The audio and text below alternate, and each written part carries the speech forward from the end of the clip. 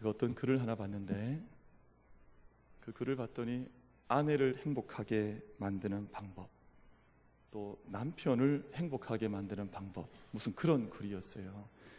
제가 쭉 읽어보니까 아내를 행복하게 해주는 방법은 그 수가 많아요. 그래서 1번부터 해서 계속 이렇게 1번, 2번, 3번 해서 숫자가 많이 적혀 있는데 1번 안아준다, 2번 뽀뽀한다, 3번 명품 백을 사준다, 4번 요리한다, 5번 청소한다, 6번 처가에 잘 간다, 7번 같이 쇼핑을 한다, 8번 빨래를 한다, 9번 함께 여행을 한다, 10번 일찍 귀가한다, 11번 결혼기념일을 챙긴다, 12번 아내의 고민을 들어준다.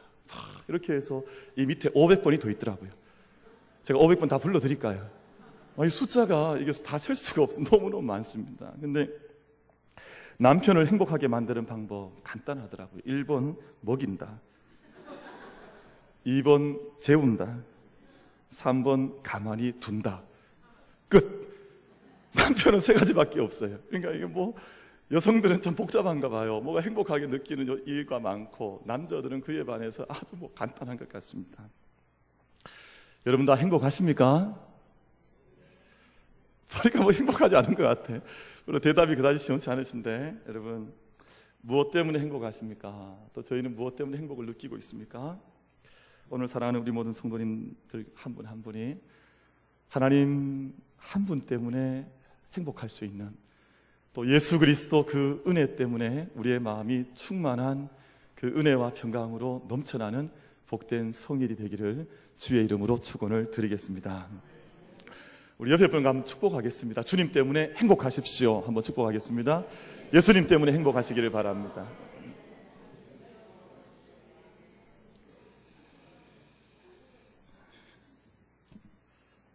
뉴욕 타임스에서 베스트셀러 저자로 선정한 그 팀 켈러라고 하는, 티모시 켈러라고 하는 목사님이 계세요.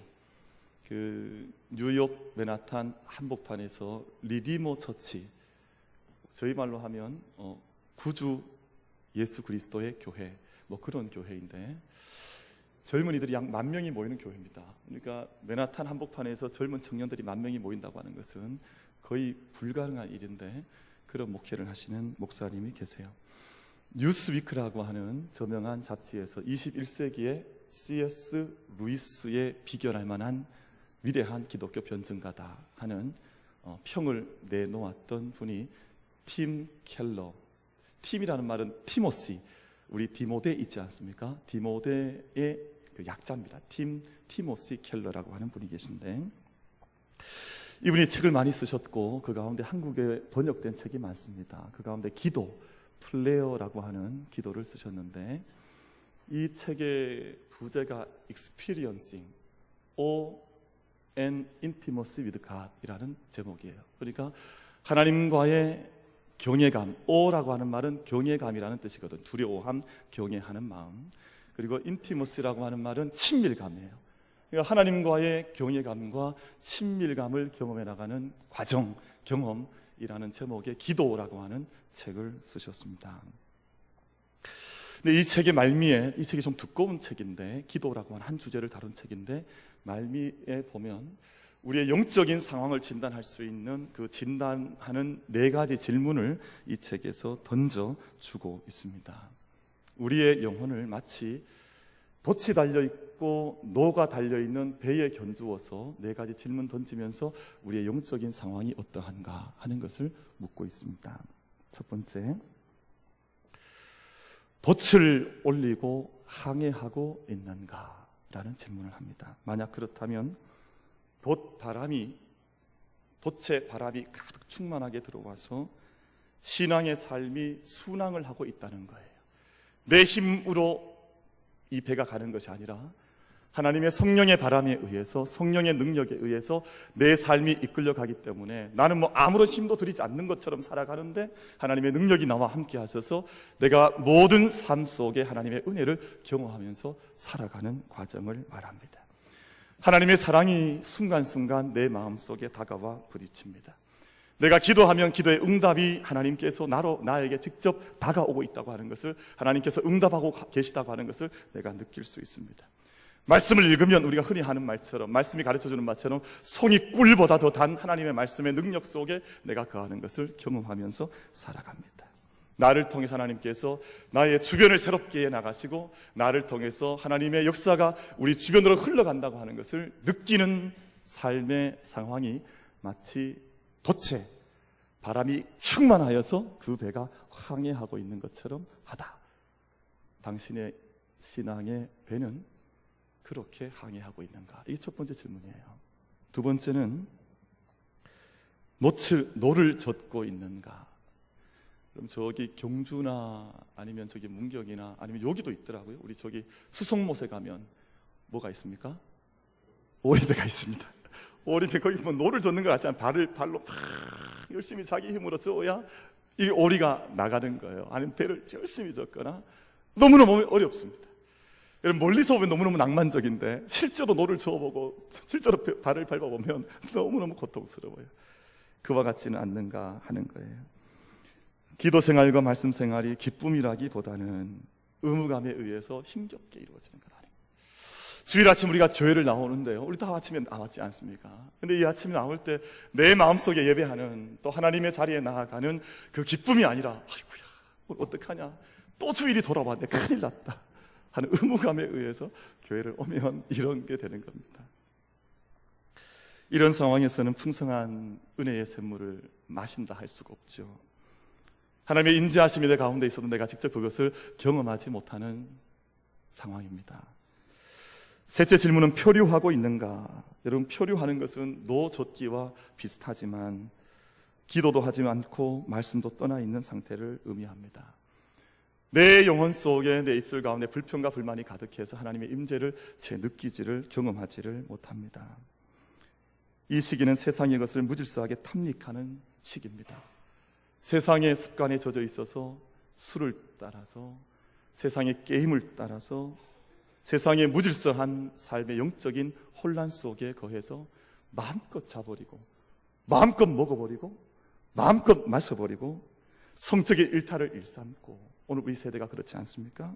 영적인 질서가 없는 디스오더, 무질서의 상태, 케이오스, 혼란의 상태 속에 표류하고 있는 상태가 바로 이 상태라고 질문합니다. 네 번째 질문은 침몰하고 있는가? 침몰하는 배는 아닌가?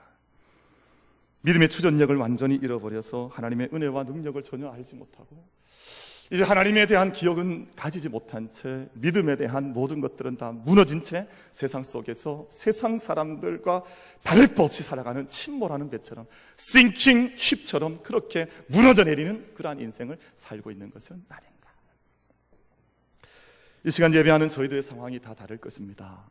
이 네 가지 질문 앞에 우리의 답변은 다 다를 것입니다만, 그러나 돛 가득히 바람을 받으며 항해하는 비전을 가지고 하나님에 대한 교회감과 친밀감을 함께 성령의 능력 가운데에서 이루어가는 저와 여러분이 되기를 간절히 바랍니다. 여러분, 행글라이더 하는 사람들은 큰 바람을 타야 합니다.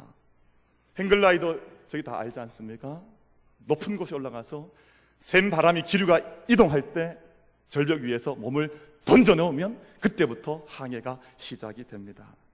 여러분, 작은 바람 만나면 절대 날 수가 없습니다. 거친 바람, 큰 바람을 만나야 멀리까지 날아갈 수가 있습니다. 그래서 네팔이라든지 에베레스트 같은 곳에 큰 바람이 이는 시기에 행글라이더 즐기는 사람은 그때 그 시기에 그 산에 모여서 그 바람을 즐깁니다.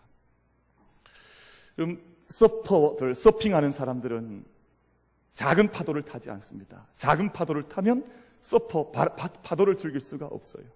그러니까 큰 파도가 언제 인다는 소문을 들으면 호주로 모입니다. 태평양 연안으로 모입니다. 그래서 큰 파도가 일어날 때 자기의 몸을 파도 속에 내어 맡겨서 그 파도를 즐기면서 그 파도의 기쁨을 만끽하는 것입니다. 만약 하나님의 능력을 경험하고 싶은 사람들이 있다면 성령의 바람을 경험해야 합니다. 작은 바람이 아니라 성령께서 내 몸을 이끌어 가시는, 성령께서 내 영혼을 인도해 가시는, 성령께서 내 모든 삶과 역사를 이끌어 가시는 그 능력 속에 나를 던져 넣을 때 성령의 바람 속에, 성령의 능력 속에 우리가 함께 거하게 되는 줄로 믿습니다. 그럼 사도행전 말씀을 읽어보면 성령의 바람이 가장 강력하게 불어왔던 때를 기록을 하고 있습니다. 예수님께서 부활하시고 사도행전 1장에 승천하신 후에 사도행전 2장에서는 초대교회 성도들이 오순절 성령 강림 사건을 함께 체험을 합니다. 성령의 불과 같이 임하는, 바람과 같이 임하는 성령의 능력을, 그 임재하심을 온 교회 성도들이 120문도가 함께 모여서 그 일을 경험을 하게 됩니다.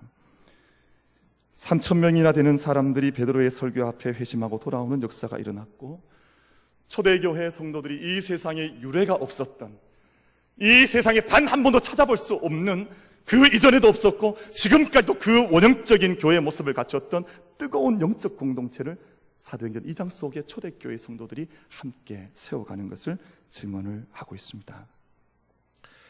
사도행전 3장 말씀을 보면 베드로는 태어나서 한 번도 걸어본 적이 없었던, 태어나면서 지체장애인이었던 한 분을 성전 문 앞에서 만나서 그 사람을 일으켜 세우는 역사, 예수 그리스도의 이름으로 명하노니 네가 일어나 걸으라, 그 선포 앞에 병자들이 치유받는 역사가 그곳에서 기록이 되어져 있습니다. 그 사람은 하나님의 성전에서 일평생 찬양하는 삶을 살았노라고 사도행전 3장은 기록을 하고 있습니다. 사도행전 4장에 가면 베드로와 요한이 공회 앞에 잡혀 신문을 받지만 아무 두려움 없이 그리스도의 부활을 세상 가운데 담대하게 선포를 하며 살아가는 모습이 기록되어 있습니다. 세상에서 당하는 환난이, 세상에서의 문제가 베드로와 요한에게 아무런 문제가 되지를 않았습니다. 그들 가운데 부활하신 그리스도께서 함께 하셨고 주님이 함께 하셨기 때문에 세상 공의 앞에서 받는 수모와 환난과 고통이 그들 가운데 아무런 문제가 되질 않았습니다. 세상의 문제 앞에 넘어진 사람들이 아니라 세상에 큰 바람이 불면 오히려 믿음의 기회라 여겨 그 믿음의 바람을 탔던 이들이 베드로와 요한이었습니다. 사도행전 6장에는 교회가 성장하자 7집사를 선출하게 됐습니다. 여러분, 오늘 우리처럼 이 세상에 있는 교회들처럼 선거하고 무슨 떠벌리고 이렇게 하지 않았습니다.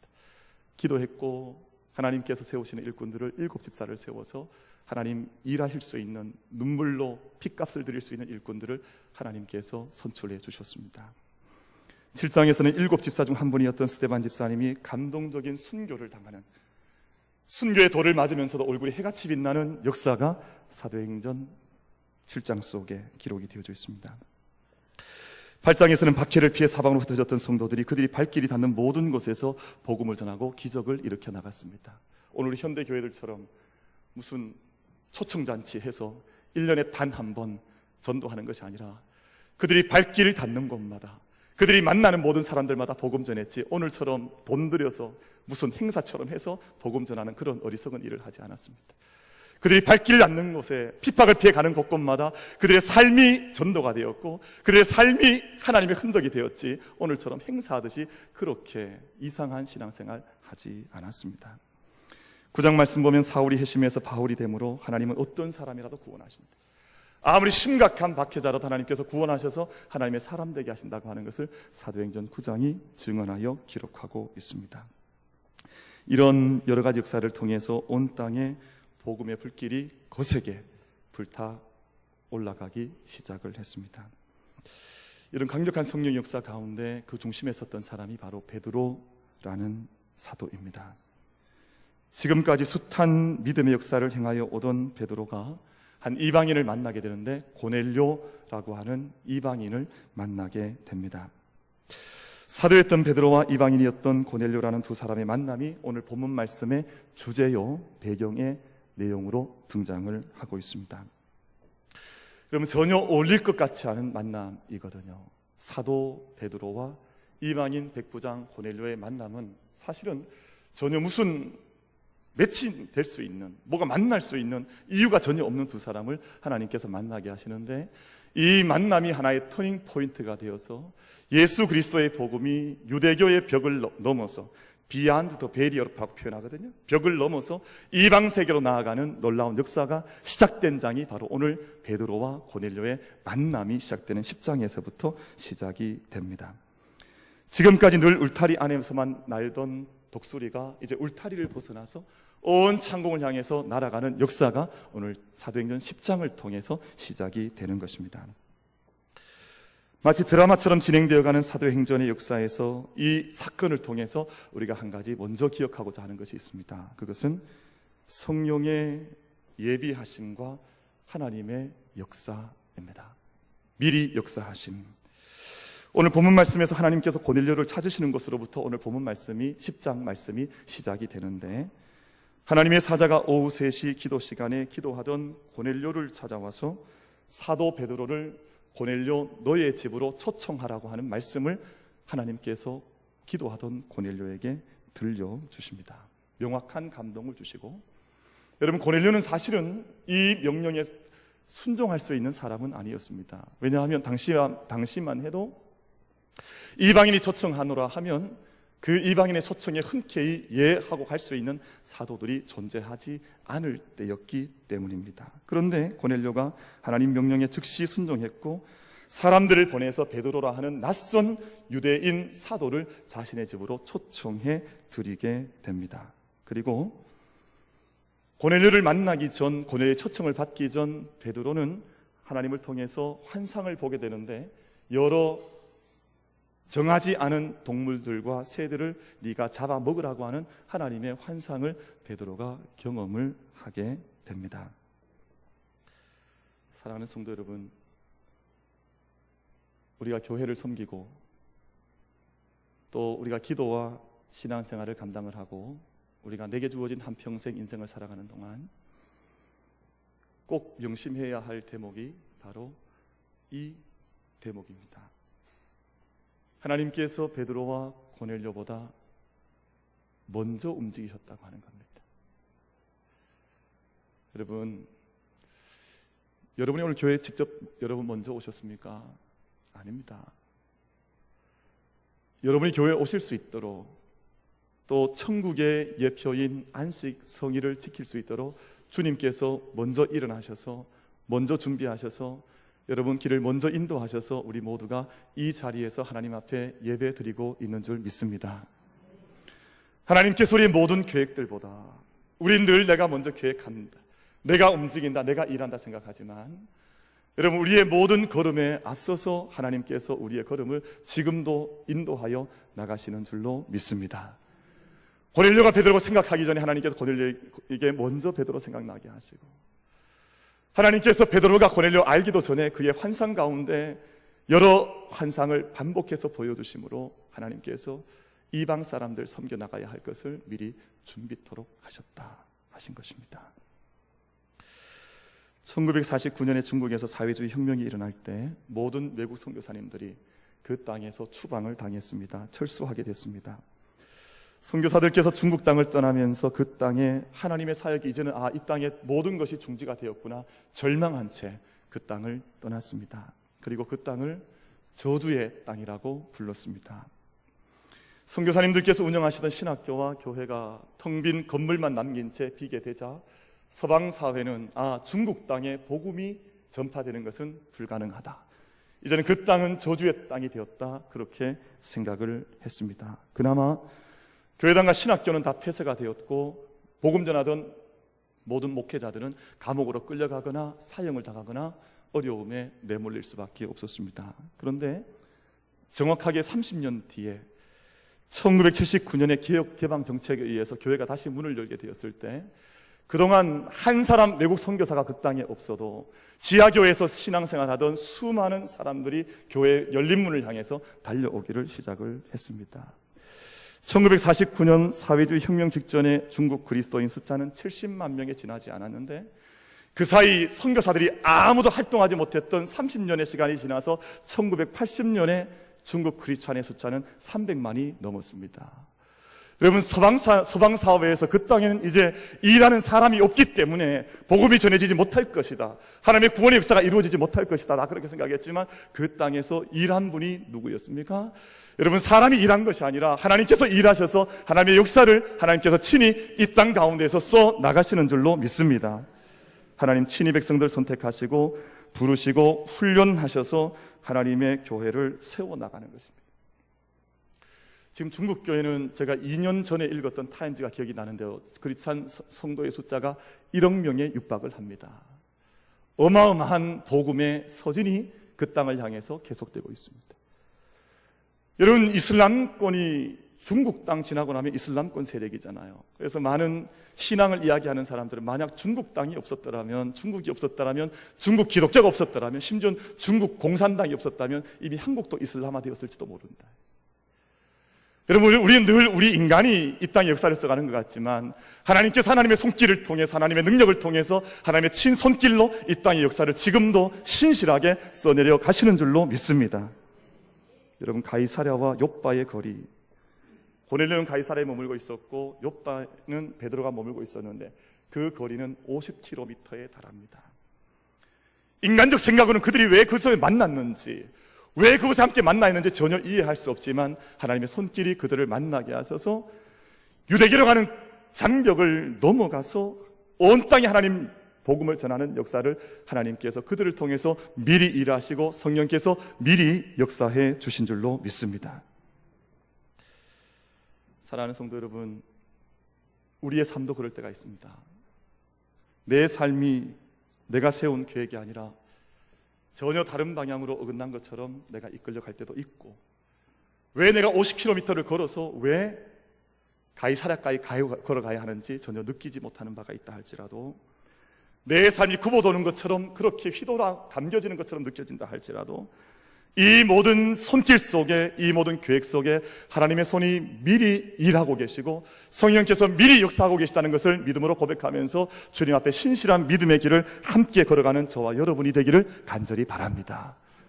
그래서 하나님의 말씀 가운데 보면 하나님의 생각이 너희의 생각과 다르다, 하나님의 손길은 너희의 손길과 같지 아니하다. 여러분, 오늘 이 주일 예배를 통해서 하나님께서 내게 주시는 말씀, 하나님께서 미리 역사하십니다, 성령께서 미리 일하고 계십니다라고 하는 신실한 믿음의 고백을 하나님께 올려드릴 수 있는 저와 여러분이 되기를 간절히 바랍니다. 오늘 본문 말씀을 보면 하나님께서 두 사람 만나게 하시는데 왜 하나님께서 두 사람 만나게 하십니까?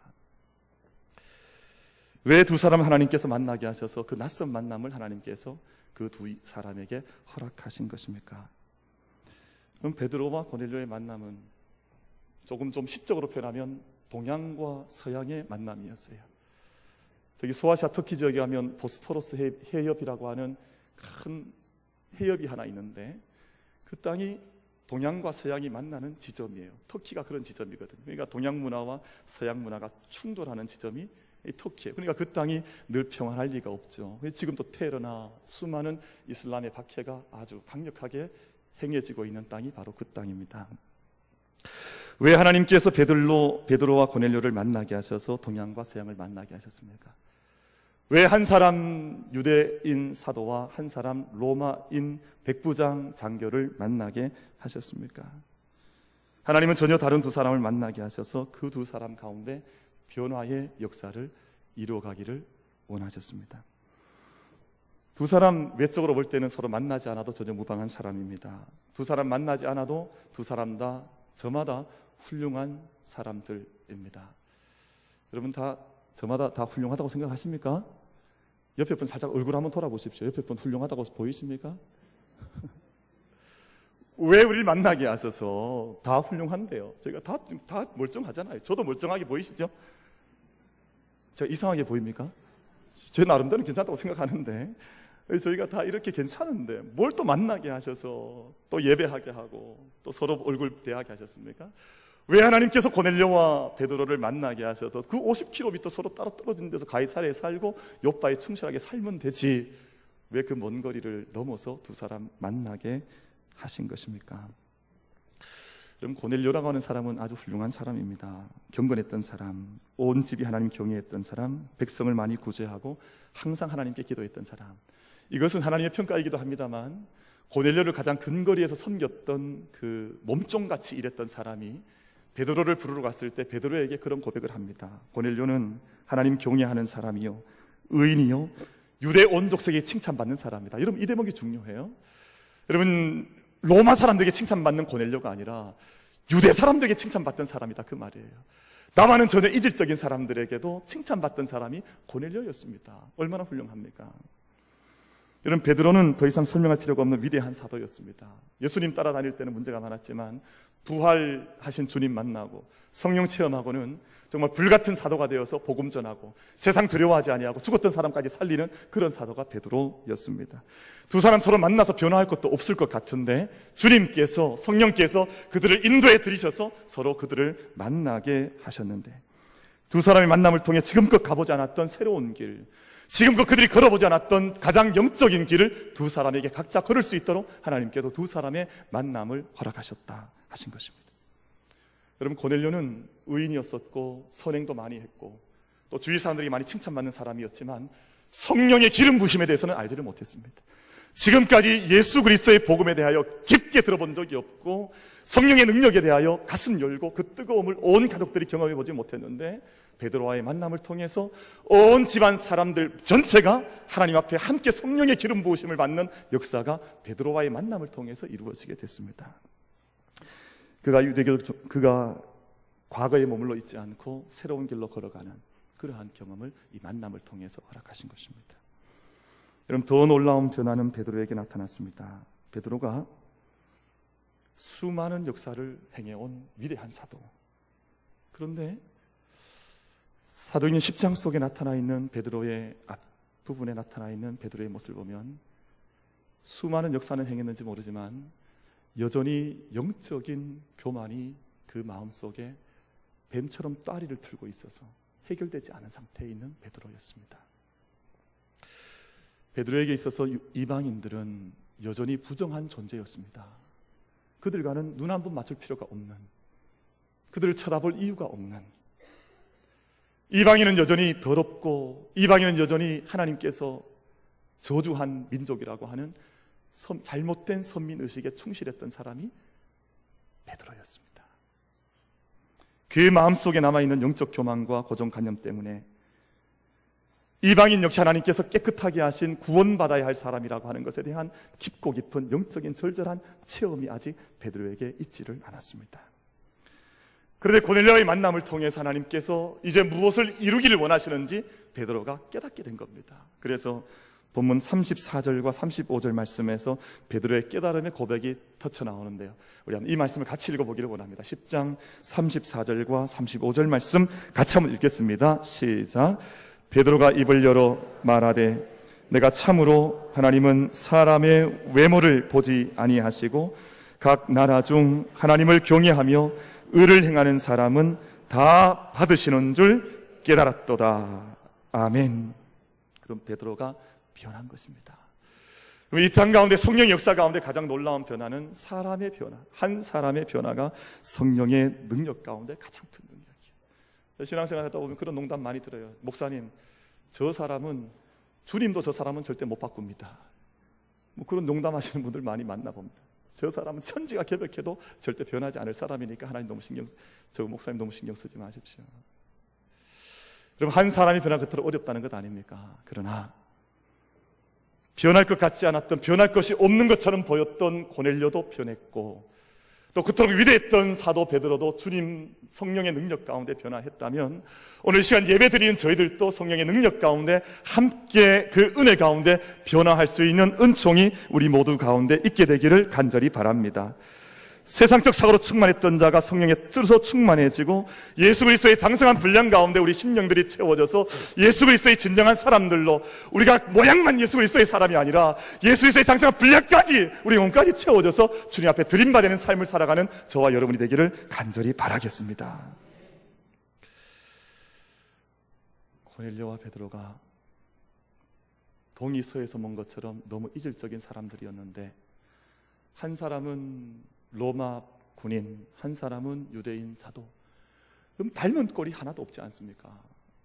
둘이 닮은 게 하나도 없습니다. 그런데 이 두 사람 사이에 공통점 한 가지가 있었는데 바로 기도의 사람이었다는 겁니다. 기도의 사람이었다. 아마 오늘 우리 시대 사람들 가운데 가장 어려운 주제가 이것 아닐까 싶어요. 정말 기도하는 사람이냐, 기도하는 두려움을 가진 사람이냐, 기도하는 기쁨을 가진 사람이냐, 또 기도의 그 은총을, 응답을 아는 사람이냐. 여러분, 이 기도라고 하는 것을 잃어버리고 있기 때문에 experiencing awe and intimacy with God, 하나님과의 두려움과 친밀함을 잃어버리고 있기 때문에 세상에서 점점 더 어려운 일들이 많이 나타나는 것 아닐까 생각을 합니다. 고넬료는 기도의 사람이었습니다. 2절 말씀 보면 항상 하나님께 기도했다. 그리고 고넬료의 기도가 하나님께 상달되고 기억된 바가 되었다. 고넬료가 기도했던 모든 것들이 다 하나님께 상달되어져 올라가서 하나님께 기억되었다. 하나님께서 아셨다. 우리 사랑하는 성도들께서 기도하실 때마다 하나님께서 모든 것 받으시고 기억하시는 줄로 믿습니다. 이게 기도예요, 기도. 여러분, 베드로 역시 환상을 보았던 시간은 기도하는 시간이었습니다. 여러분, 우리가 기도의 자리에 나아가지 않아도 우리 중에, 우리 만민교회 500여 600여 성도들 중에 단 한 사람이 기도하지 않아도 하나님은 하나님의 일을 해나가십니다. 그것이 제가 처음에 드렸던 첫 번째 주제의 말씀 아닙니까? 그런데 하나님은 기도의 자리에 나아가는 사람을 통해서, 그 사람을 통해서 능력을 보여주시고 하나님의 비밀한 것들을 드러내시고 하나님의 구원의 역사를 그 사람을 통해서 가정 속에, 교회 속에, 이 땅 가운데 이루어 가시는 줄로 믿습니다.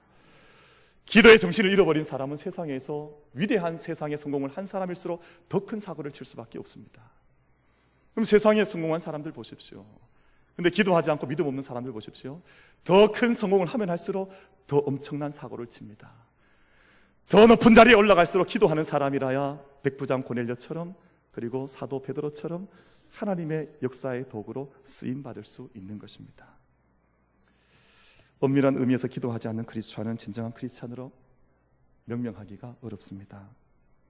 하나님을 만나지 않기 때문입니다. 그럼 다니엘은 하루에 3번 뜻을 정해서 하나님 계신 곳을 바라보면서 3번 기도했다 그랬습니다. 루터는 우리에게 가르치기를, 마틴 루터죠, 종교개혁가 마틴 루터는 반드시 하루에 2번 이상씩 기도하는 시간을 정해서 기도해라. 칼빈은 우리에게 제안하기를 2번 딱 정하지 않더라도 매 순간 짧게 기도하는 영을 너희가 놓치면 안 된다, 그렇게 가르칩니다. 기도의 방법은 조금씩 차이가 있다 할지라도 24시간을 보내는 동안 1번 이상 시간을 정해서 온 마음과 생각을 하나님께 돌려드려야 한다 하는 것은 모든 2000년 교회사, 모든 교단들, 모든 교파를 초월한 모든 신앙인들의 동일한 깨달음, 가르침이었습니다. 여러분, 존 오웬이라고 하는 사람이 분명하게 단언하기를 이렇게 이야기를 합니다. 마음에 담은 애정이 기도로 표출되지 않으면 성품 변해서 그리스도의 장성한 분량에 이르는 역사는 절대 일어날 수가 없다. 여러분, 1시간 예배하는 것은 누구라도 할 수 있습니다. 와서 예배할 수 있고, 믿지 않는 이들도 때때로 많은 예배 자리에 찾아다니면서 이 예배 저 예배 구경꾼처럼 찾아다니는 사람들 이 땅에 많이 있습니다. 근데 기도의 자리에 나아가는 것은 다른 차원입니다. 그 기도의 자리에 나아가는 것은 죽은 하나님 만나는 자리가 아니라 살아계셔서 지금 나와 함께 하시고 내게 응답하신 하나님을 만나는 것이기 때문에 그것은 차원 자체가 다르다, 그 말입니다. 기도를 통하지 않고는 어떤 역사도 일어나지 않습니다. 하나님께서 예비하신 역사는 반드시 기도를 통해서 일어나게 되고 기도를 통해서만 하나님의 역사는 일어나게 되는 것입니다. 예수님께서 한 귀신 들렸던 아이에게서 귀신을 쫓아내시고 난 다음에 제자들이 질문하지 않습니까? 선생님, 주님, 어찌해서 이렇게 귀신이 쫓겨나갔습니까? 기도 외에는 이런 유가, 이런 귀신은 기도 외에는 쫓겨날 수가 없다, 주님께서 그렇게 말씀하셨습니다. 우리 이 땅의 수많은 일들 앞에서도 기도하지 않은 채 주의 역사가 이루어지기를 소망할 때가 얼마나 많은지 모릅니다. 어린아이들 가르침에도 불구하고 어린아이를 위해서 눈물로 기도하지 않은 채 이 어린아이가 장성해서 하나님 일꾼 되기를 원할 때가 얼마나 많이 있었습니까? 그러나 이런 유는 기도 외에는 쫓겨날 수가 없다. 사랑하는 성도 여러분, 고넬료와 베드로는 기도 가운데 만났고 기도 가운데 주님의 역사를 경험했고 성령의 능력 안에서 초대교회 역사를 새롭게 써나갔다 말씀하셨습니다. 이 시간 기도하는, 예배하는 저희 모두가 성령의 능력 안에 온전히 거해서, 기도하는 능력 가운데 온전히 거해서 주님 기뻐하시는, 주님의 몸된 공동체 함께 섬겨나가며 주님 기뻐하시는 삶을 함께 세워나가기를 결단하는 이 예배가 되기를 간절히 바라겠습니다.